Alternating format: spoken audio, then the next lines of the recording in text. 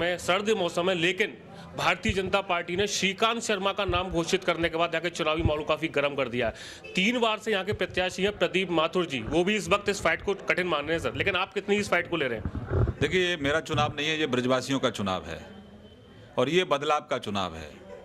ये भ्रष्टाचार को समाप्ति का चुनाव है, ये सुशासन लाने का चुनाव है, ये यमुना माँ के शुद्धिकरण का चुनाव है, ये मथुरा के अंदर जो जन समस्या है उनको समाप्ति करने के लिए चुनाव है।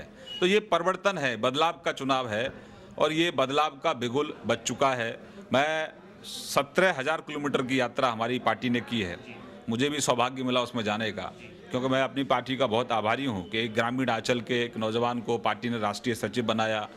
कई राज्यों के प्रभार का भी मुझे मीडिया के माध्यम से काम करने का मौका मिला, तो मैं कृतज्ञ हूँ अपनी पार्टी का और मैं यात्रा में भी मुझे बहुत मौका मिला। तो जनता परिवर्तन के लिए तैयार बैठी और उसकी मूल वजह है कि जो भ्रष्टाचार और अपराध का जो गठजोड़ है, जो 15 साल से उत्तर प्रदेश में व्याप्त है और इसने उत्तर प्रदेश के लोगों को बंधक बना के रखा है।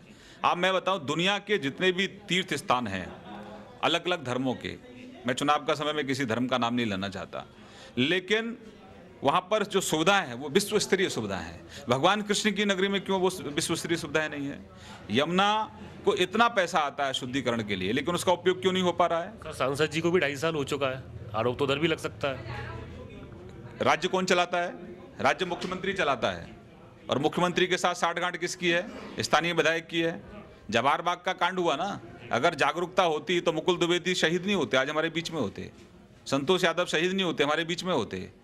आप केंद्र की जो दायित्व हैं वो अलग हैं, राज्य के दायित्व अलग हैं। और जो व्यक्ति 15 साल के अंदर वृंदावन और मथुरा का गंदा पानी यमुना में जाने से नहीं रोक पाए, हमने रोकने का काम किया ना, हमने रोकने का काम किया। धर्मेंद्र प्रधान जी आए, उद्घाटन करके गए और अब पूरी तरह से वो व्यवस्था भी लागू होगी। सबसे पहले तो जो काम कर सकते हो वो तो करो, यमुना में गंदगी ना जाए, इसका प्रयास तो करना चाहिए, अभी तक नहीं हुआ।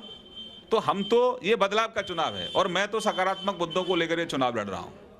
मेरी पार्टी सकारात्मक मुद्दों को लेकर चुनाव लड़ रही है। 84 कोस का चौमुखी विकास, आज मथुरा वृंदावन में मीठा पानी नहीं मिलता है पीने का। क्या बेगलती की ब्रजवासी ने कौन सो ऐसा पाप करो कि मैंने पानी ना मिले मीठो पीवे का? तो सर केंद्र में भी तो आप है ना, आप भी तो कुछ ना कुछ कर सकते हैं ना 2.5 साल। आप जैसे पत्रकारों को निवेदन करना ये चाहता हूं कि केंद्र पैसा दे सकता है ना।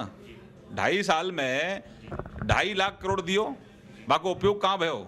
वो सब भ्रष्टाचार की बलि चढ़ गए हो। आप बताइए, डीएम किसके सारे पर काम करता है? बताइए, मुख्यमंत्री के सारे पर करता है कि प्रधानमंत्री के सारे पर करता है? आप मुझे बताइए ना। सांसद क्या करेगा? सांसद प्रतिनिधि होता है, सांसद को लोग चुनते हैं और सांसद के माध्यम से देश का प्रधानमंत्री चुना जाता है। और देश के प्रधानमंत्री ने जो बड़ी समस्या थी इस देश के अंदर, भ्रष्टाचार और जो राष्ट्रीय सुरक्षा, दोनों ही मोर्चे पर अच्छा काम किया। भ्रष्टाचार के खिलाफ आप देखें किस तरह से हमने मुहिम चलाई, विरोधियों के हौसले जो है पस्त हुए, काफी षड्यंत्र किया जनता ने, लेकिन प्रधानमंत्री को समर्थन दिया। वहीं राष्ट्रीय सुरक्षा के मुद्दे पर हमने सर्जिकल स्ट्राइक किया, उस बेईमान पाकिस्तान को, उरी का हमने बदला लिया और पाकिस्तान के अंदर जाकर हमारे जाबाज सिपाहियों ने उन आतंकवादियों के घरों में, नहीं केंद्र का बता रहा हूं ना, उस पर बार-बार पूछ रहे नहीं सर, उस पर ना जाए अच्छा कि उसके बाद भी सैनिक मारे गए ना, उसको उसकी बात को नहीं, ऐसा मत करिए आप। जो आप अगर चिंता करिए, देखिए 2 चीजें हैं, राज्य की चिंता कौन करेगा? मुख्यमंत्री करेगा। और केंद्र के काम किसके पास हैं? जो काम है उनकी मैं आपको जानकारी दे रहा हूं। सर्जिकल स्ट्राइक हुआ और उनके घरों में जाकर आतंकवादियों को मारने का काम हमारी फौज ने किया, उस पर भी सवाल खड़े किए गए, उसको भी खून की दलाली कहा गया। आप 15 दिन आप छुट्टी पर चले जाते हैं और गुप्त ऐसी छुट्टी संशय वाली, मतलब किसी को पता ही नहीं कहाँ है। लाइन में लगते हैं, 4,500 का नाटक करते हैं लाइन में लगकर आप, और 15 दिन के लिए आप गोपनीय छुट्टी पर चले जाते हैं, फिर आके फटा हुआ कुर्ता दिखाते हैं। 10 साल तक तो आपने लोगों की जेब काटने का काम किया। तो ये अब देश और प्रदेश नाटक नौटंकियों से चलने वाला नहीं है। अखिलेश यादव 4.5 साल तक सोते रहे और जवाहर बाग के अंदर जब आपको खुफिया जानकारी मिल रही थी, जानकारी मिलने के बावजूद भी आपको पता था कि वहां राम वृक्ष जो है विश्व वृक्ष बन रहा है, जहरीला वृक्ष बन रहा है, अवैध हथियार वहां जा रहे हैं, अवैध तरीके से वहां राशन कार्ड बन रहे हैं, अवैध तरीके से वहां बिजली के कनेक्शन दिए जा रहे हैं, गैस के सिलेंडर पहुंचाए जा रहे हैं, और एक वहां आर्मी तैयार कर ली है, तो मुकुल द्विवेदी जी को क्यों हाथ बांध कर भेज दिया? अगर जागरूक होते यहाँ के स्थानीय विधायक और मुख्यमंत्री, तो मुकुल द्विवेदी शहीद नहीं होते, हमारे बीच में होते, और संतोष यादव शहीद नहीं होते, हमारे बीच में होते। ये अपराध नहीं है? ये बहुत बड़ा अपराध इन लोगों ने किया है। यमुना के माध्यम से ब्रजवासियों को 15 साल मीठा पानी नहीं है, ये अपराध नहीं है? यहाँ पर बुनियादी सुविधाएं नहीं है, ये अपराध नहीं है? तो ये चुनाव किसी व्यक्ति का चुनाव नहीं है, ये बदलाव का चुनाव है और ये ब्रजवासियों का चुनाव है, संपूर्ण उत्तर प्रदेश में परिवर्तन का चुनाव है। तो ये चुनाव परिवर्तन का चुनाव है। और अब ये जो युवराज हैं इनसे लोग मुक्ति चाहते हैं। एक युवराज को 5 साल देखा प्रदेश में, तो ये और फिर अभी देख रहे हैं आप जुगलबंदी हो रही है। कहीं ना कहीं अखिलेश यादव पर्दे के पीछे से कहीं ना कहीं बैसाखियों को ढूंढने की कोशिश कर रहे हैं। अरे भाई, पूर्ण बहुमत के आप मुख्यमंत्री हैं, तो आपको क्या जरूरत पड़ रही है बैसाखियों के सारे जाने की? क्योंकि आपको पता है कि आपकी पराजय है, आपके सिर पर कलंक है। तो ये अभी मैं आपको अंदर सभा में सुन रहा था, तो आपने कहा था जवाहर बाग का स्वरूप बदलेगा। क्या ये चीज संभव है आपकी सरकार बनने के बाद? मैं तो कह रहा हूं पूरे ब्रज का, पूरे उत्तर प्रदेश का स्वरूप बदलेंगे हम, और जवाहर बाग का भी। जवाहर बाग में मैंने कहा कि अपराधी सलाखों के पीछे जाएंगे। जो गवाह थे, जो जेल में बनते, उनकी हत्या हो गई, ये कोई भी सबूत नहीं छोड़ना चाहते। और अब जो मुख्य आरोपी है वो सलाखों के पीछे है कि नहीं है? मैंने तो ये कहा है, मेरे ये वचन है कि सरकार बनते ही सबसे पहले अपराधियों पर सर्जिकल स्ट्राइक करेंगे। जवाहर बाग के दोषी सलाखों के पीछे जाएंगे। हमने कहा सीबीआई की जांच करो, क्यों नहीं की? क्योंकि ये फंसते हैं।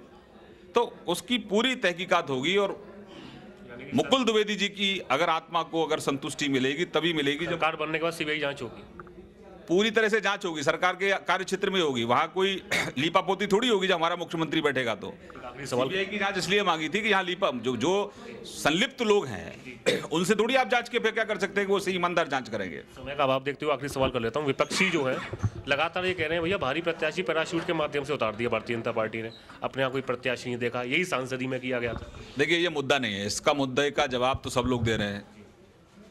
इसका मुद्दे का जवाब उनको मिल रहा है और इस मुद्दे के पीछे पर्चे भी अखबार में आते हैं। ठीक है, कॉन्स्पिरेसी और झूठ और षड्यंत्र ज़्यादा दिन नहीं चलता है। जब सच्चाई उसकी सामने आती है सबको पता लगता है कि केआर में पढ़ा व्यक्ति है, गांव गांठोली का रहने वाला है। गांठोली क्या मतलब? इटली है। यहाँ तो इटली के लोग भी आकर चुनाव लड़ते कहते हैं आपके पास आईडी प्रूफ है, एड्रेस प्रूफ वगैरह कुछ भी नहीं है मतलब। तो कोई बात नहीं, तो क्या है? मैं ब्रजवासी, मुझे जो मेरे से सवाल पूछ रहे हैं वो भी मेरे अपने ही हैं।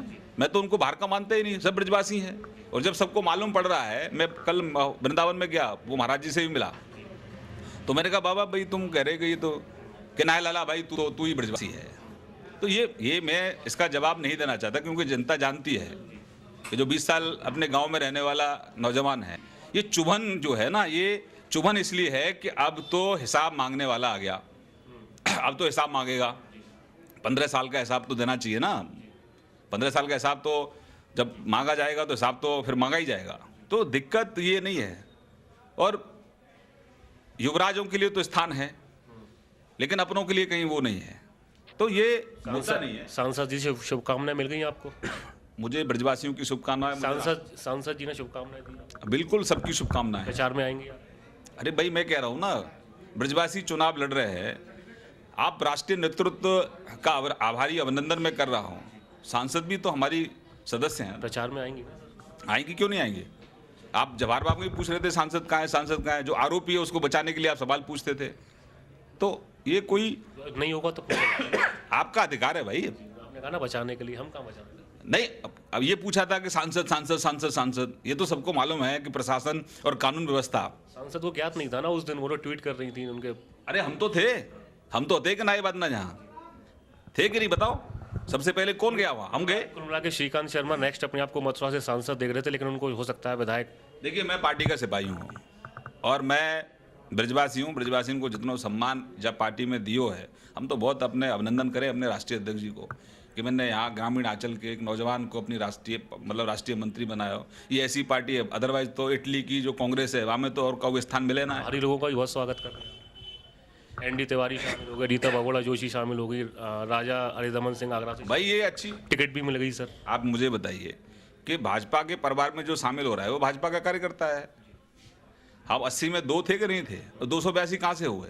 कांग्रेस गिर रही है, हम चढ़ रहे हैं, क्योंकि हमारी नीति, हमारा नेतृत्व हमारे पास है। सर बहुत बहुत धन्यवाद जुड़ने के लिए। तो ये आपने देखा श्रीकांत शर्मा थे जो मथुरा विधानसभा से प्रत्याशी हैं और भारतीय जनता पार्टी की इस समय साख भी दांव पर लगी, क्योंकि राष्ट्रीय सचिव को उन्होंने मैदान में उतारा।